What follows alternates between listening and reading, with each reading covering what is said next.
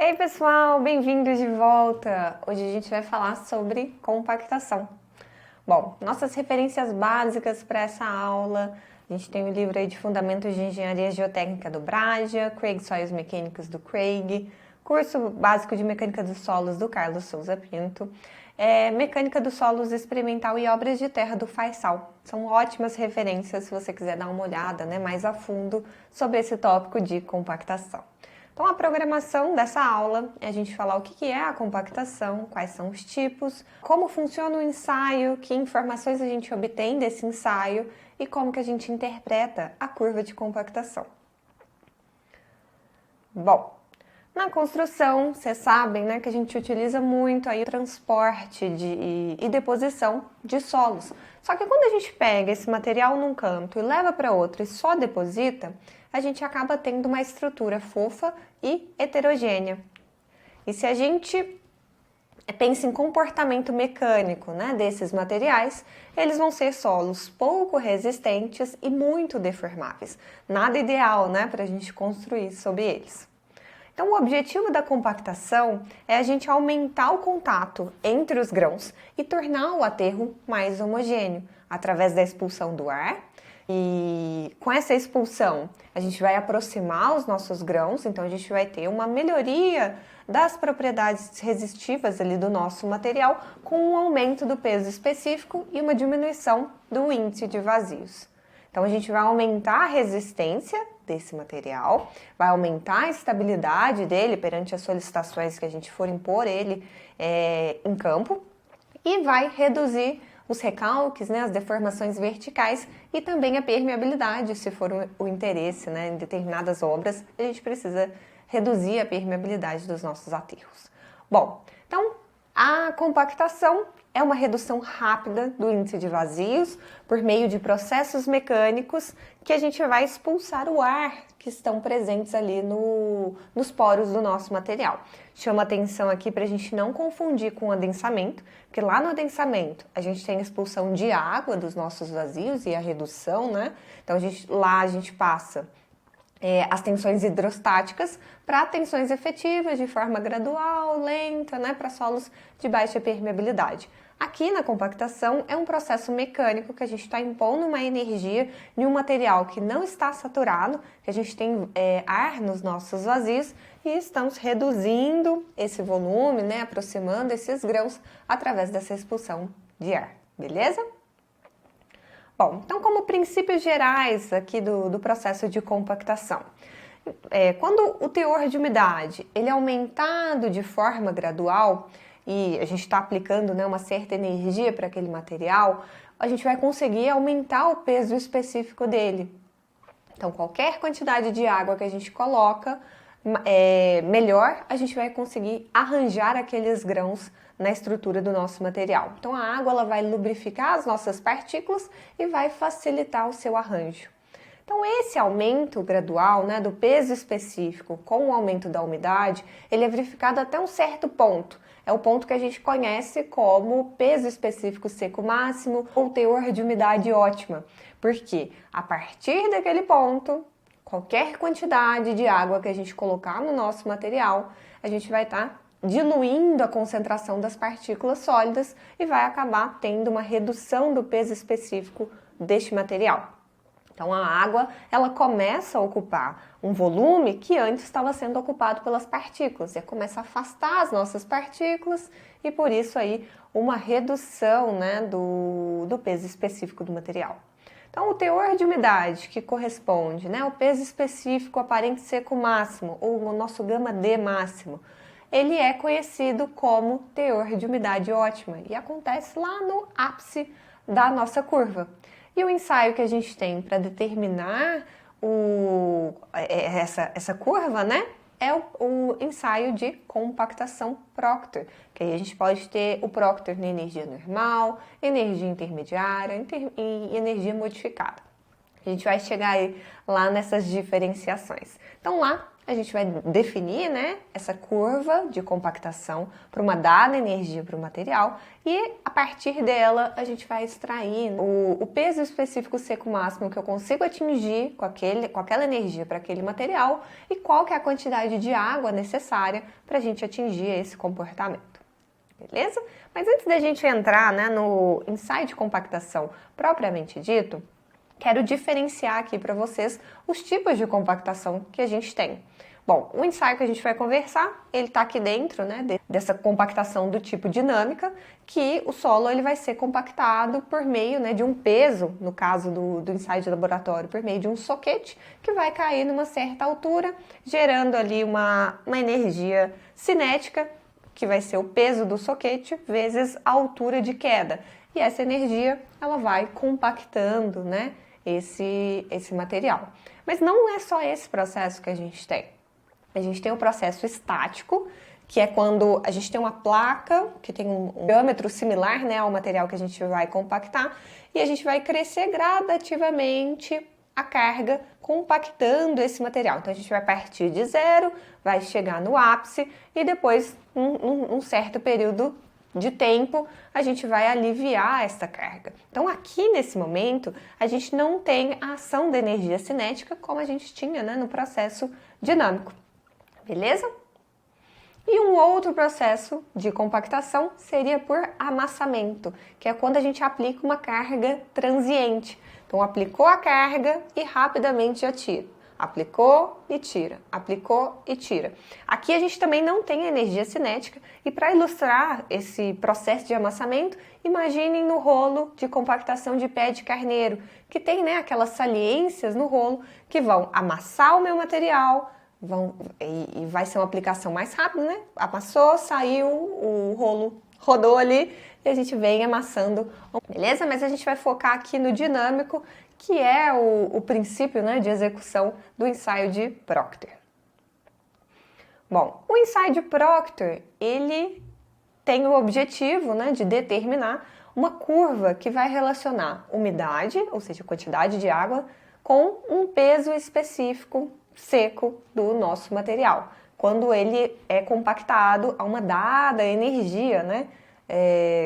Que a gente precisa casar essa energia ser parecida com o que vai ser aplicado lá em campo. Então eu preciso, o que é meu objetivo, né?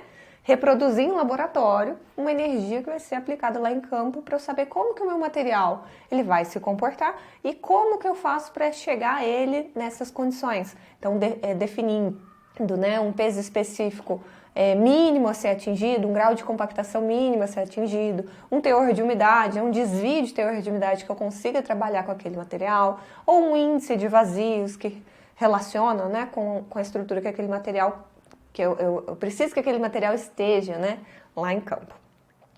Bom, a gente tem a NBR 7182 de 2016, que foi corrigida lá em 2020, que padroniza, né, que dá as diretrizes para o ensaio de Proctor. E a gente tem 3 energias. Temos o Proctor normal, que pensando no cilindro pequeno, daqui a pouco eu diferencio para vocês os tamanhos, os volumes, né, do cilindro. Mas pensando num cilindro pequeno, a gente vai ter 26 golpes distribuídos em 3 camadas, com um cilindro de 2,5 kg caindo aí de uma altura padronizada de 30,5 centímetros. Mas se a gente quer aumentar a energia, por que surgiu, né, essa necessidade? O ensaio de Proctor normal, né, ele queria casar a energia que estava sendo aplicada em campo com a energia que estava sendo com a energia lá em laboratório, né, compatibilizar essas duas energias.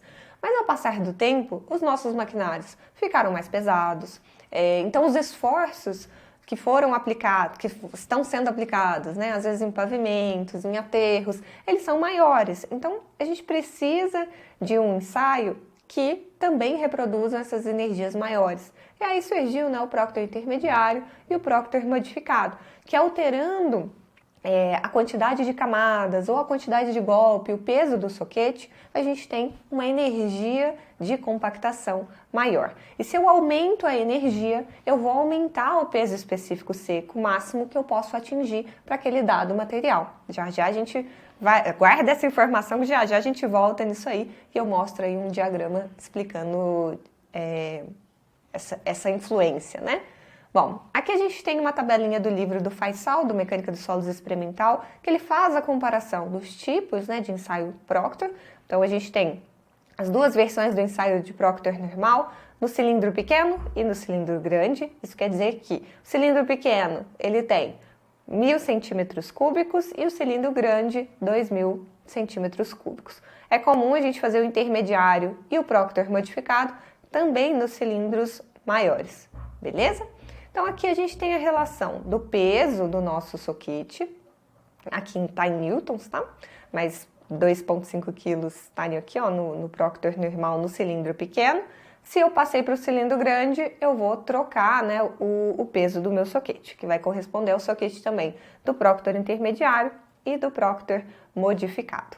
A altura de queda para o cilindro pequeno e Proctor normal, a gente tem 30,5 centímetros.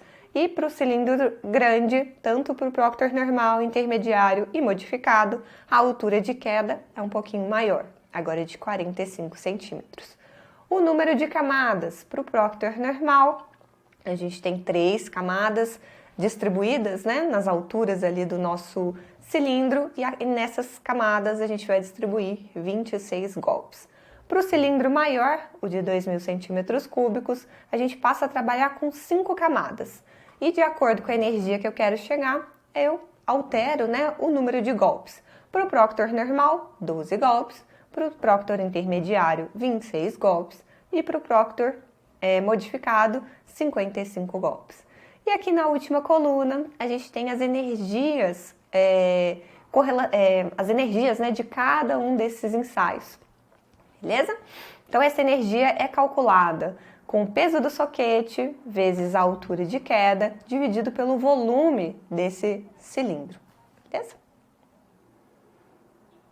Para você que nunca viu o ensaio Proctor, nunca teve contato, aqui no YouTube está recheado de vídeos, posso deixar aqui nos cards, né, da descrição, vídeos que mostram a execução do ensaio, mas aqui eu vou dar uma breve explicação.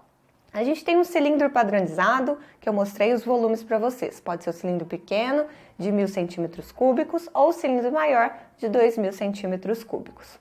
Dentro desse cilindro, a gente vai colocar, né, 1/3 de material. Se a gente fizer com o cilindro pequeno, preenchemos ele com 1/3 de material e a gente vem distribuindo os golpes, né, com o soquete, caindo de uma altura padronizada. O soquete ele tem uma trava, né, que a gente vai subir como se fosse uma alavanquinha, mas ela vai ser travada e a gente vai soltar em queda livre. Então ele vai cair, né, os 30,5 centímetros padronizados aí pelo ensaio.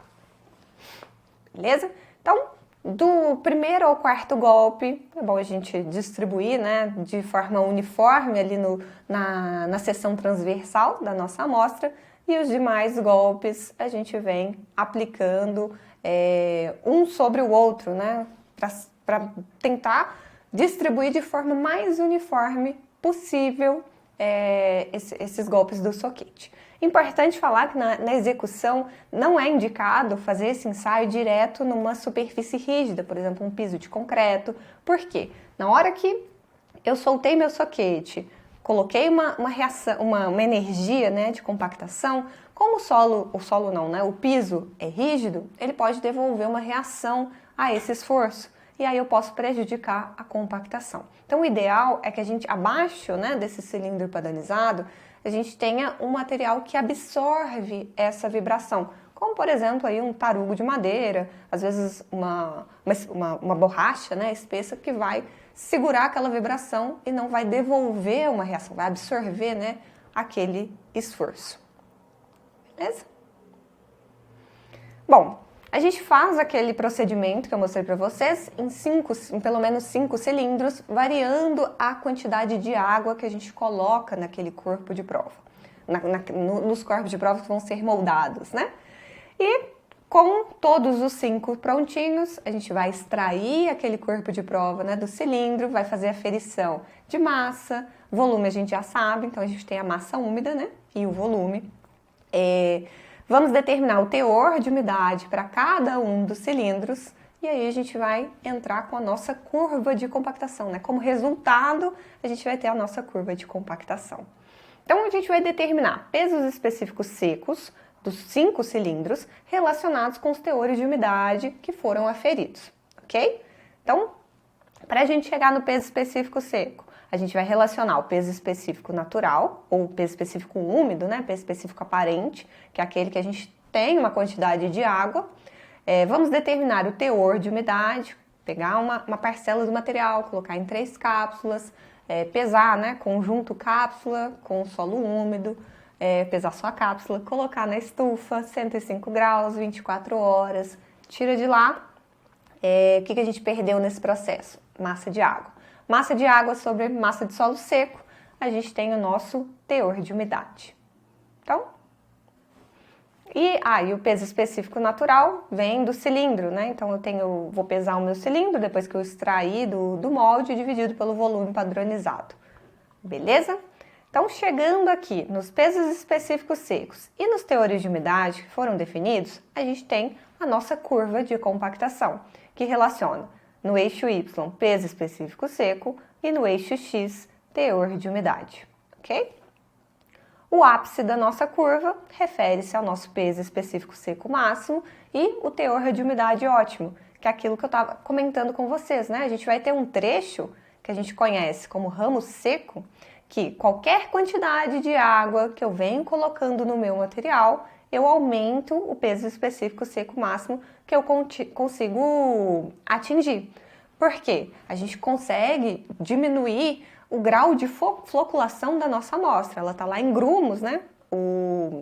A estrutura floculada, né? Ela acontece com teores de umidade mais baixo.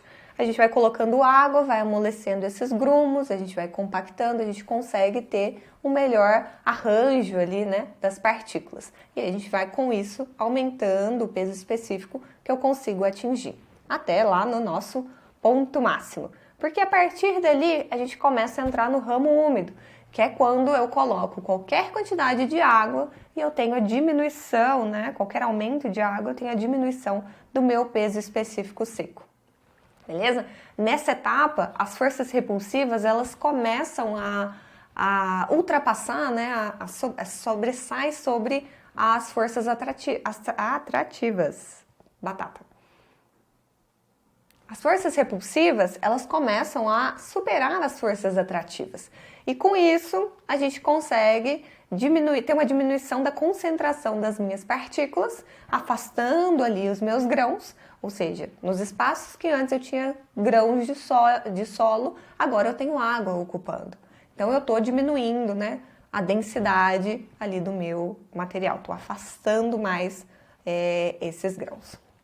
Então do trecho A para o trecho B, eu tenho o ramo seco, e do trecho B para o trecho C, eu tenho o ramo úmido, beleza? E aqui a gente está alterando, né? No ramo seco, a gente tem uma estrutura floculada, a gente conversou sobre isso nas nossas primeiras aulas, né? Nas estruturas dos solos finos, e ela está passando da estrutura floculada para a estrutura dispersa, ok? Outra informação importante que vem, né, nos resultados das curvas de compactação é a curva de saturação, que ela vai relacionar o peso específico seco do nosso material com a umidade em função do grau de saturação que eu tenho naquele determinado trecho, né, da minha amostra.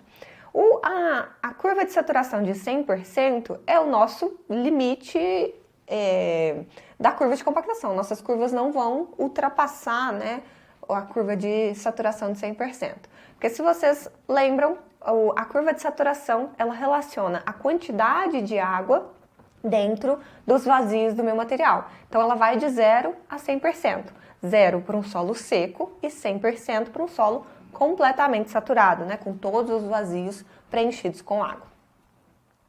Para a gente plotar essa curva, né, a curva de saturação dentro do gráfico da curva de compactação, a gente pode utilizar essa relação aqui, onde temos a relação do peso específico dos grãos com o peso específico da água, dividido por 1 mais peso específico dos grãos, dividido pelo grau de saturação. Aqui, se eu quero plotar a curva de 100%, entro aqui com grau de saturação igual a 1, 80%, 0,8, vezes o teor de umidade. Tanto o grau de saturação quanto o teor de umidade, entrando aqui em decimais, né, e não porcentagem, para a gente chegar no peso específico seco.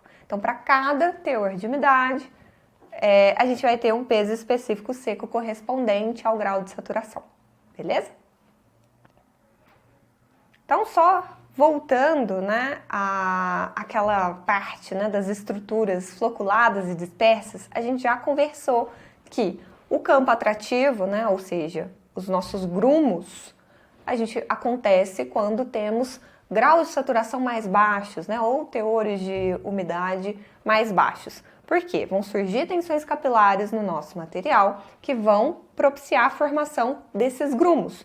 Esses grumos, mesmo que a gente compacte, né, passe ali uma energia de compactação, eles não vão ser desfeitos. A gente precisa de uma energia, às vezes, muito alta, que vai até quebrar os grãos, mas dificilmente a gente consegue ter uma compactação efetiva quando os meus materiais estão aglomerados dessa forma, beleza? Quanto mais seco o solo, mais duro esses grumos eles são, beleza? Bom, à medida que a gente vai colocando água, as tensões capilares elas vão diminuindo e, consequentemente, esses grumos eles vão amolecendo, eles vão desmanchando e, à medida que a gente vai compactando, a gente vai conseguindo distribuir melhor esses grãos, né, essas partículas ali no meio, ok? Quanto mais água eu coloco, mais vou afastando uma partícula da outra e aí eu começo a ter uma estrutura dispersa, beleza?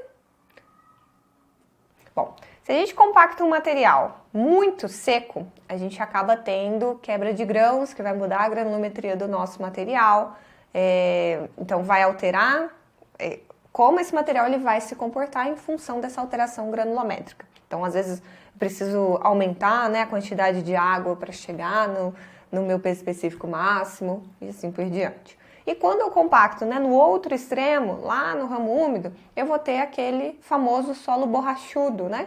Que é quando eu tenho uma quantidade de água grande ali nos meus vazios.